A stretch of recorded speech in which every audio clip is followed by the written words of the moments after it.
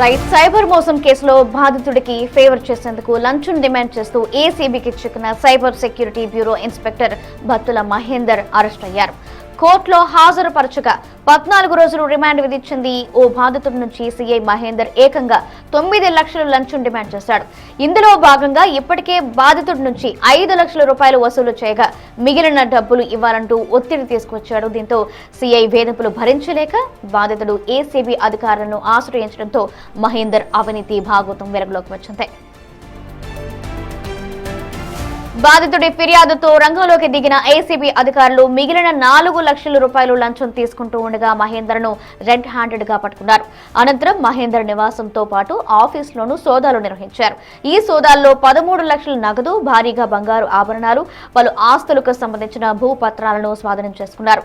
మిగతా ఆస్తులపై ఫోకస్ పెట్టి దర్యాప్తు జరుపుతోంది.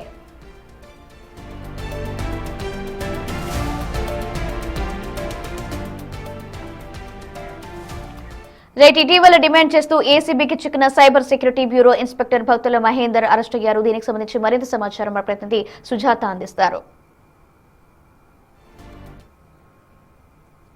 అరికట్టాల్సిన సైబర్ క్రైమ్ పోలీసులే లంచం తీసుకుంటూ ఏసీబీ అధికారులకి రెడ్ హ్యాండెడ్ గా పట్టుబడ్డారు. నిన్న 4 లక్షల రూపాయలు బాధితుల నుంచి తీసుకుంటున్న ఇన్స్పెక్టర్ మహేందర్ ఏసీబీకి పట్టుబడ్డాడు. గడిచిన 15 రోజుల నుంచి అటు ప్రభుత్వ అధికారులు వరుసగా ఏసీబీ అధికారులు రైడ్స్ నిర్వహించడం, ఏసీబీ అధికారులకి పట్టుబడుతున్నటువంటి ఘటనలు చోటు చేసుకుంటున్నాయని చెప్పుకోవచ్చు. నిన్న సైబర్ క్రైమ్లో పోలీసులకి చిక్కినటువంటి ఒక వ్యక్తిని అరెస్ట్ చేసి ఆల్రెడీ బెయిల్ మీద బయటకు వచ్చినటువంటి వ్యక్తి స్నేహితులని, కుటుంబ సభ్యులని కేసులో ఇరికిస్తాను, డబ్బులు ఇవ్వాలని 9 లక్షలు మహేందర్ డిమాండ్ చేశాడు. బాధితుడు 4 లక్షల రూపాయలని చెల్లించాల్సి ఉంది. 5 లక్షలు చెల్లించిన తర్వాత మిగిలిన 4 లక్షల రూపాయలు ఎందుకు చెల్లించడం లేదు అని ఇన్స్పెక్టర్ మహేందర్ బాధితుడికి కాల్ చేసి పదే వేధించడంతో విసుగు చెందినటువంటి బాధితుడు ఏసీబీ అధికారులను అప్రోచ్ అయ్యాడు. ఏసీబీ అధికారులకి తన బాధని వ్యక్తపరిచాడు. వెంటనే ఏసీబీ అధికారులు రంగంలోకి దిగారు.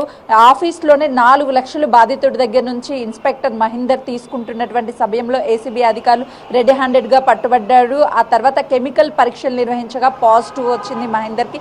వెంటనే అదుపులోకి తీసుకొని తన ఇంటికి తీసుకువెళ్లి ఇన్స్పెక్టర్ మహేందర్ని విచారిస్తున్నటువంటి సమయంలో ఏసీబీ అధికారులు ఇంట్లో సోదాలు నిర్వహించారు. సోదాల్లో దాదాపు 13 లక్షల రూపాయల నగదును స్వాధీనం చేసుకున్నారు. కీలకమైన డాక్యుమెంట్లు, బంగారాన్ని, నగదును స్వాధీనం చేసుకున్నారు. గడిచిన 20 రోజుల్లో 6 ప్రభుత్వ అధికారులు ఏసీబీకి చిక్కుబడ్డారు. 100 కోట్ల రూపాయలు అటు జలమండిల్లో జీఎంగా పనిచేస్తున్న అనంత లక్ష్మీ కుమార్, ఆ తర్వాత మేడ్చల్ యుఎల్సి డిప్యూటీ కలెక్టర్, ఆ తర్వాత ప్రభుత్వ పాఠశాలలో టీచర్గా పనిచేస్తున్నటువంటి వ్యక్తి నిన్న ఈ సైబర్ క్రైమ్లో ఇన్స్పెక్టర్గా పనిచేస్తున్నటువంటి మహేందర్ పట్టుబడ్డాడు. అంటే ప్రభుత్వ అధికారులు ఎంత అవినీతికి పాల్పడుతున్నారు, లంచాలకి అలవాటు పడినటువంటి వ్యక్తుల మీద పూర్తిగా ఏసీబీ ఫోకస్ చేసింది. త్వరలోనే మొత్తం ఈ అవినీతి తిమింగళాలని క్లియర్ చేసేటువంటి దిశగా ఏసీబీ అధికారులు అడుగులు వేస్తున్నారనే చెప్పుకోవచ్చు. 2 రోజుల క్రితమే ఆర్టీఏ కార్యాలయాల్లో సోదాలు నిర్వహించారు. అవినీతి జరుగుతున్నట్టు ఏసీబీ అధికారులు గుర్తించారు. నిన్న ఇన్స్పెక్టర్ని అదుపులోకి తీసుకొని కేవలం ఆఫీసులో లంచాలు తీసుకోవడమే కాకుండా ఇంటికి కొంతమందిని పిలిపించుకొని డబ్బులు వసూలు చేస్తున్నట్టు ఏసీబీ గుర్తించింది. తన అక్రమ ఆస్తుల చిట్టాలను కూడా త్వరలోనే బయట పెట్టేటువంటి అవకాశం అయితే చాలా స్పష్టంగా కనిపిస్తుంది. 14 రోజుల జ్యుడిషియల్ రిమాండ్కి మహేందర్ని తరలించారు. Right, thank you Sujatha.